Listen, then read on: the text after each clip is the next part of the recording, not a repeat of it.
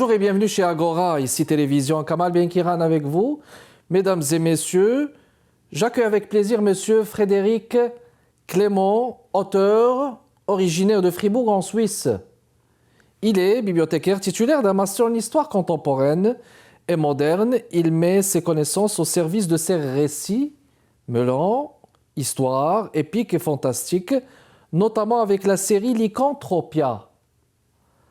Il a aussi fondé La Meute, maison d'édition basée dans sa commune et publié plusieurs ouvrages depuis 2023. Il est l'organisateur du Salon du livre Les mots en meute à Villars-sur-Glâne. Frédéric Clément reste actif dans la promotion de la littérature. Monsieur Clément, je vous souhaite la bienvenue chez Agora, ici Télévision. Merci, bonjour. Bonjour et bienvenue chez Agora. Vous nous parlez de Fribourg, hein, de Suisse. Magnifique place, magnifique pays.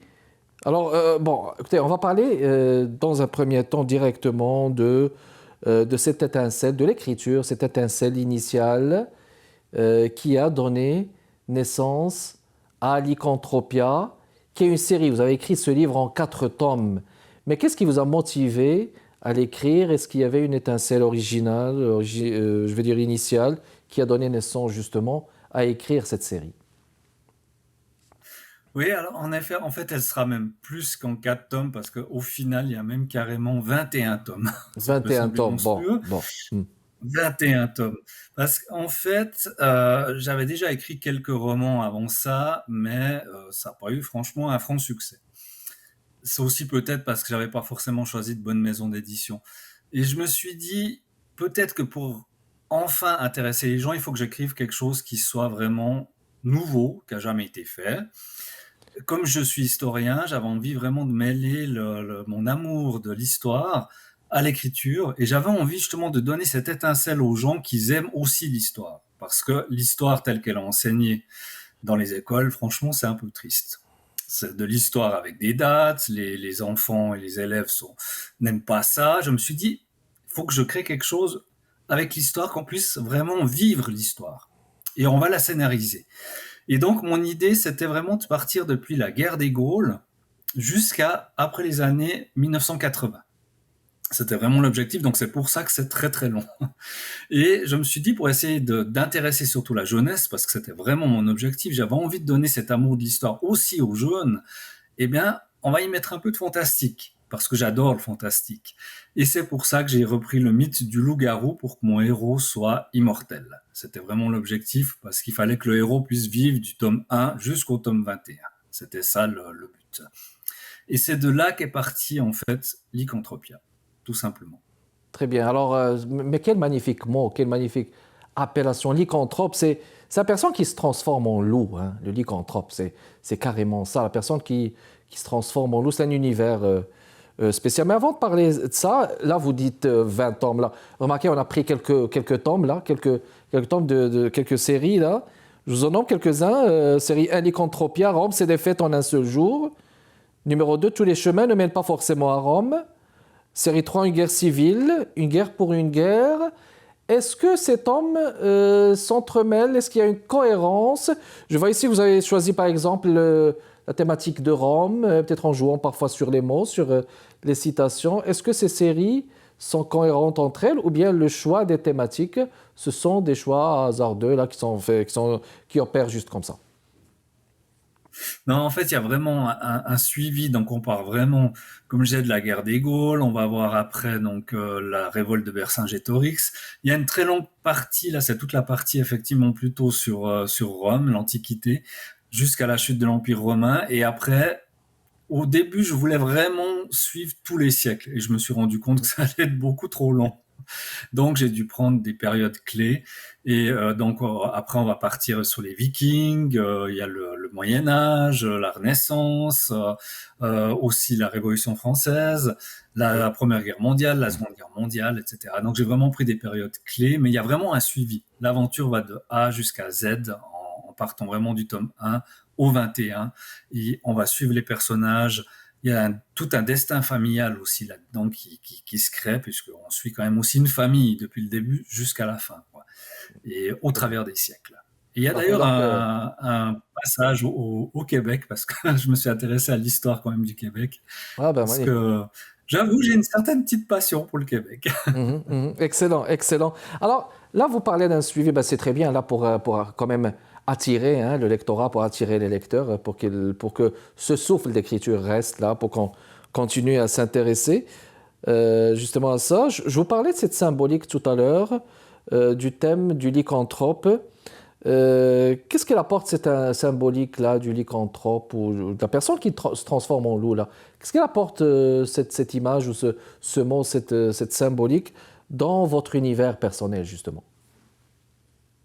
Alors en fait, je l'ai un petit peu modifié parce que je me suis dit, le mythe du lycanthrope, tout le monde le connaît, et on va un peu le changer. Donc, à la base, les lycanthropes sont des personnages qui donc peuvent se transformer effectivement en loups, mais ils sont là pour protéger les grands du monde, Ok, c'est-à-dire tous les souverains.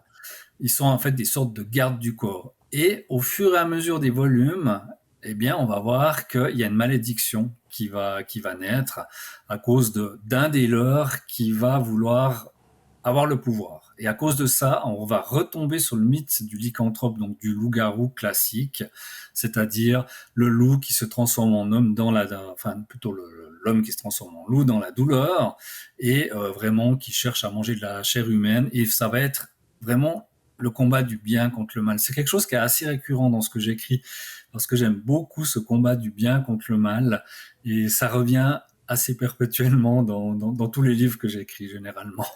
très bien, parfait. Alors, on va faire une pause et on revient dans les prochaines minutes, mesdames et messieurs. J'accueille avec plaisir Monsieur Frédéric Clément, historien, auteur. Il a écrit la série Lycanthropia, entre autres. Là, plus de 20 ans. Là. Remarquez, au début, on a pris juste 4, là. On les a mis, mais Oui, oui. c'est beaucoup. À peu près, oui. À peu près 21. Donc, on va faire une pause et on revient dans les prochaines minutes pour continuer notre conversation avec notre invité.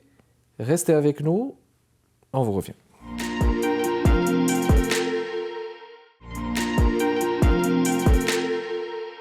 On est de retour avec vous, mesdames et messieurs, chez Agora, ici Télévision, à Montréal, Québec, Canada. Monsieur Frédéric Clément, auteur, historien, est présent avec nous, notre invité chez Agora pour ce jeudi. Alors, je reviens, Monsieur Clément, justement sur justement le lycanthrope. Et est-ce que cette transformation physique du lycanthrope peut être vue aussi comme une transformation ou une métaphore de la transformation intérieure ou identitaire, justement? Oui, je crois qu'on peut effectivement le dire, parce que dès l'instant où la personne se transforme en loup, elle a un certain nombre de pouvoirs, elle est plus forte, Mhm. plus puissante, et il y a le loup, donc le lycanthrope, qui est pour moi le loup qui est bon, qui défend justement les grands du monde, et qui est ce garde du corps, mais qui a cette puissance virile et qui s'approche plus du loup, donc de l'animal. Et on a le loup-garou qui, lui, justement, au fur et à mesure des tomes, va vraiment être l'instrument du mal. Il y a même d'ailleurs le diable qui va intervenir. Et là, il y a tout l'aspect plutôt justement malédiction, le fait de voir l'homme dans tout ce qu'il y a de plus mauvais. C'est vraiment dans cette optique-là que comment l'aventure évolue en fait, quoi. Très bien, parfait. Tout à l'heure, vous avez parlé de cette dualité entre le bien et le mal, justement, entre autres dans votre écriture, là. Est-ce que votre œuvre interroge-t-il peut-être aussi ce rapport à la bestialité et à la nature, à la bestialité qui est en nous, hein? Et puis, n'est-ce pas, que pensez-vous, est-ce que vous pensez justement que de ce que cette série dit de nous, de nos doutes, de nos peurs, est-ce qu'elle interpelle justement ces thématiques? J'espère en tout cas que c'est le cas, effectivement, qu'elle interpelle cette thématique, parce que ça montre effectivement tout ce que l'être humain a de plus mauvais pour essayer d'écraser l'autre. J'avoue que personnellement, depuis quelque temps, je trouve que l'humanité évolue très mal. Moi, personnellement, ça m'inquiète.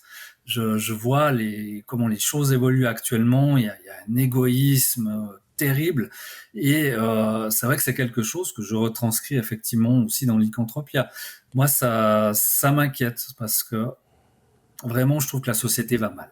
Vraiment très mal. Parfait. Alors, bon, on va parler maintenant d'autre chose. Là, vous avez fondé La Meute, maison d'édition basée dans votre commune et publié plusieurs livres et ouvrages depuis 2023. Alors, voulez-vous nous parler de cette maison d'édition, son mandat et ses objectifs? Tout à fait. Alors en fait, si j'ai créé la meute, à la base, c'était déjà pour, j'avoue, d'abord sortir mes livres. C'est vrai, d'une façon tout à fait égoïste, c'est-à-dire que je n'étais pas satisfait de l'éditeur chez qui j'étais parce que justement, il m'avait promis de sortir Lycanthropia parce que comme il y a beaucoup de tomes, il fallait qu'il en sorte au moins 2 par année. Et c'était pas le cas. Ça allait vraiment trop lentement. Et au bout d'un moment, je me suis dit, bon, bah, je vais prendre mon destin en main, je vais les sortir moi-même, et comme ça, ils vont sortir à un rythme beaucoup plus rapide. Et je vais aussi pouvoir sortir d'autres choses que j'ai envie de voir éditer, et qui auraient aussi pris peut-être plus de temps si j'étais resté chez cet éditeur. Donc c'était vraiment dans cette optique de pouvoir être plus libre. Euh, Après, le problème, c'est justement quand on crée une maison d'édition au début où on n'a que soi-même, forcément, aux yeux des gens, on est quelqu'un d'auto-édité. Et être auto-édité, quand on passe devant une librairie, ça passe très mal.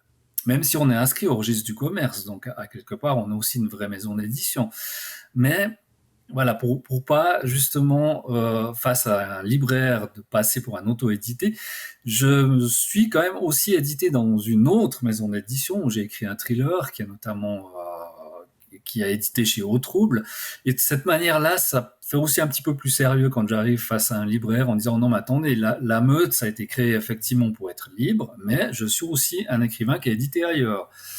Après, l'optique de la meute, c'est vrai qu'à la base, c'était pour sortir mes livres, mais on aimerait aussi sortir d'autres auteurs. Alors pour l'instant, on est sur un marché très régional, parce que c'est assez compliqué le marché de l'édition en Suisse. Le problème, c'est que c'est un petit marché.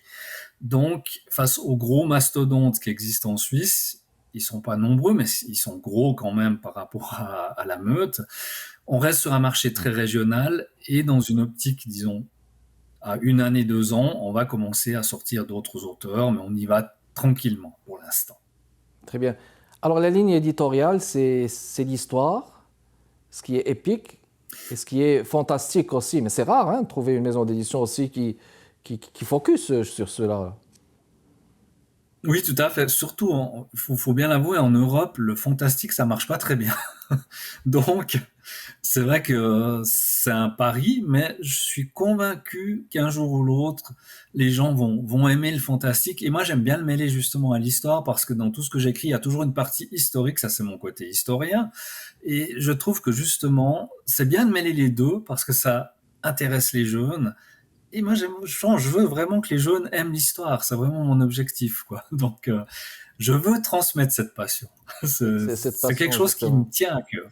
Oui, et puis l'appellation la meute, là, parce qu'on ne peut utiliser ce mot que lorsqu'il s'agit de loups, hein, une meute de loups. Mais rarement on dit une meute de chiens, n'est-ce pas? Mais c'est de la même famille, hein? Mais en fait, le nom la meute, je veux dire, il y a deux symboles en fait là-dedans. La meute, c'était vrai que c'était aussi pour se rattacher à Lycanthropia où il y a des Mhm. loups, mais c'est aussi parce que c'est une aventure familiale en fait. Parce que Ok. quand j'ai créé cette maison d'édition, je l'ai créée avec mon épouse, avec mes 2 filles, et puis comme les 5 doigts d'une main, il y a toujours un cinquième doigt. On a un petit chien, donc le petit chien fait aussi partie de l'aventure. Donc c'est les 5 doigts de la patte de la meute, voilà. Exactement. Donc, bah, une magnifique aventure familiale. Mais est-ce que vous avez, donc, il y a juste vos livres, est-ce que vous avez publié d'autres personnes, je veux dire? D'autres écrivains? Alors non, pour l'instant pas. Pour l'instant, il y a toujours que mes livres. Ça s'en C'est vient. vrai que j'ai un petit problème, c'est qu'il me faudrait quelqu'un qui puisse lire les manuscrits. Moi, j'avoue que j'ai pas D'accord. vraiment le temps de Mhm. lire les manuscrits d'autres auteurs. Et dans un court terme, il faudrait que je trouve quelqu'un qui puisse lire les manuscrits. Parfait, excellent. Alors, on va encore une fois faire une pause, mesdames et messieurs, et on revient dans les prochaines minutes. J'accueille Monsieur Frédéric Clément de Suisse. On parle de Suisse, de Fribourg. Bon, il est historien, il est écrivain aussi, il est fondateur d'une maison d'édition, La Meute, www.lameuteédition.ch, là, tant qu'à faire, voilà, c'est dit. On vous revient dans les prochaines minutes, restez avec nous.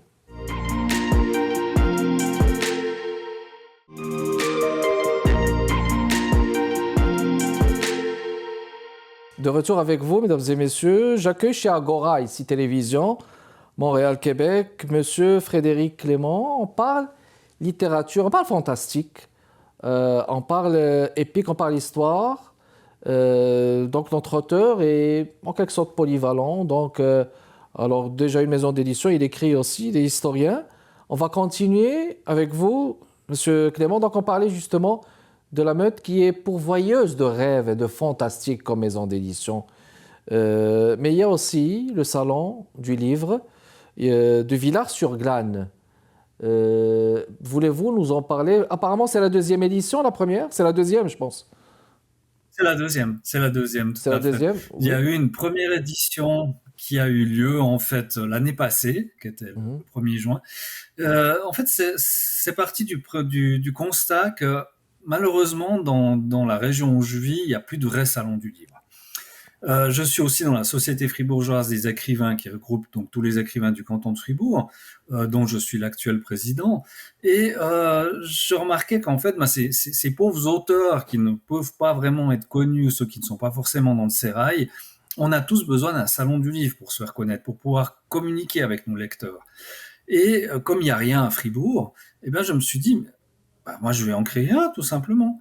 Et c'est avéré que l'année passée, ma commune mettait sur pied un budget participatif où on pouvait donc en faire une demande en proposant n'importe quel projet culturel. Et mon projet a été accepté, ce qui fait que ce salon a eu lieu l'année passée. Mhm. Et cette année, j'ai un petit peu l'avantage aussi de faire de la politique dans ma commune, ça aide aussi un peu. Et j'ai pu réussir à faire passer le Salon du Livre dans le budget de la commune, ce qui fait qu'il y a une deuxième édition et on aimerait qu'il y ait une édition chaque année maintenant. Ça se passe en extérieur, sous tente, et on accueille toujours une quarantaine d'auteurs.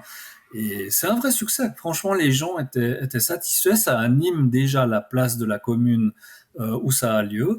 Et les auteurs étaient très heureux parce que vraiment, il y a eu un public qui venait pour écouter les auteurs et surtout aussi pour acheter des livres. C'est aussi quand même ce Oui, dont on a tout à besoin. fait. Tout à fait, le Donc volet tout le monde était heureux. commercial, n'est-ce pas? Tout à fait. Alors, parfait. Vous parliez tout à l'heure justement de ces enjeux. Là, créer un salon du livre, c'est pas évident, mais bon, il y a eu des difficultés justement pour créer un salon. Bon, ça doit être un premier. Moi, j'imagine, j'ose présumer que dans chaque ville au monde, il faut qu'il y ait un salon du livre qui célèbre les auteurs de chaque ville. Quelles sont les difficultés que vous avez rencontrées, Frédéric Clément, à la création de ce salon? Est-ce que c'est des enjeux liés au financement? Voulez-vous nous en dire plus? Alors, au niveau financement, c'est finalement pas très très cher parce que justement, en faisant un salon en extérieur, la seule chose qui était coûteuse, c'était la location de tentes parce qu'il fallait quand même mettre les auteurs sous des tentes en cas de mauvais temps. Il s'est avéré que l'année passée, justement, on a eu un temps mais absolument épouvantable en Suisse au mois de juin. Il a plu toutes les semaines, sauf le jour du salon du livre. On a vraiment croisé les doigts et ce jour-là, il n'a pas plu. C'était merveilleux. Mais ça, c'est quelque chose qui était effectivement coûteux au niveau de la location des tentes. Après, pour le reste, c'était pas forcément trop cher parce que il y a une habitude en Suisse quand on fait un salon du livre en extérieur, on fournit des tables, des chaises et les auteurs arrivent avec tout leur matériel. Ce qui fait que finalement, il n'y a pas grand-chose à dépenser. C'est vraiment les auteurs qui s'organisent eux-mêmes. C'est vraiment de l'indépendance totale. Donc c'était pas le plus compliqué. Le plus compliqué, c'était vraiment de regrouper les auteurs et puis que tout soit bien coordonné le jour même, que tout le monde soit bien placé. Mais finalement, c'était pas si compliqué. J'étais heureux. Excellent. Parfait. Vous êtes actif dans la promotion de la littérature en général dans votre commune à Fribourg. Quel est le positionnement, ou bien plutôt comment est-ce que vous voyez la visibilité des auteurs suisses et même fribourgeois au niveau de la Suisse et même, je vais dire au niveau de l'Europe, si on se compare à la France par exemple, ou un autre pays francophone. Voulez-vous nous parler de ce regard porté à la littérature suisse, aux auteurs suisses de manière générale? Ouais, alors les auteurs suisses, c'est vrai que on a un peu un double problème. C'est-à-dire que quand on est face à la France, on est mal considéré. Parce qu'ils ont souvent tendance à dire c'est un auteur suisse, forcément il ne sait pas écrire forcément très bien en français. C'est un peu triste, mais c'est la réalité. Et quand on est en Suisse, si on est édité en France, c'est malheureusement le problème, c'est que beaucoup d'auteurs suisses doivent se faire éditer en France parce que c'est très très dur de se faire éditer par un éditeur suisse en tant que Suisse, parce qu'il y en a très peu.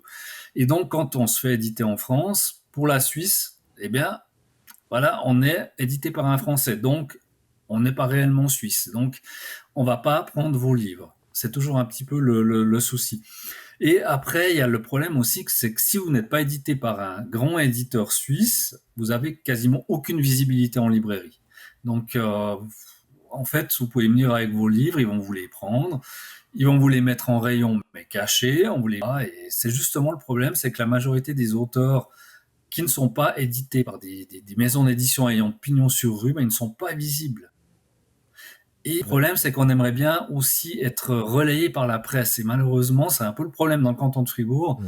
J'ai tendance à dire que la presse, malheureusement, ne fait pas assez de publicité aux auteurs. Et locaux, encore moins. Donc, c'est justement le souci. Et on a finalement que les salons du livre pour se faire voir. Souvent, les gens ne savent même pas qu'on existe. Voilà, donc c'est une question aussi, hein, n'est-ce pas, de communication, communication qui doit être continue, perpétuelle. Écoutez, il reste 1 minute là, juste sur vos projets d'écriture. Vous êtes occupé à écrire une série policière familiale en famille avec vos 2 filles apparemment? Oui, s'il vous plaît, voulez-vous nous en Tout parler? à fait. Alors, il s'agit d'une série qui est en fait croisée. On a d'un côté le Club des mystérieuses enquêtes que j'écris justement avec mes 2 filles, où les enfants mènent des enquêtes, et on a la partie parents qui s'appelle Helios, où sont donc les parents qui mènent des enquêtes. Les parents ne savent pas que les enfants mènent une enquête, et les enfants ne savent pas que les parents mènent une enquête. Et donc le roman étant croisé, on apprend des choses d'une part et de l'autre. Et l'intérêt dans tout ça, c'est que les enfants qui vont lire la partie enfant pourront peut-être révéler des choses aux parents et les parents pourront révéler des choses aux enfants. C'est vraiment quelque chose qui se lit en famille. C'était ça l'objectif principal.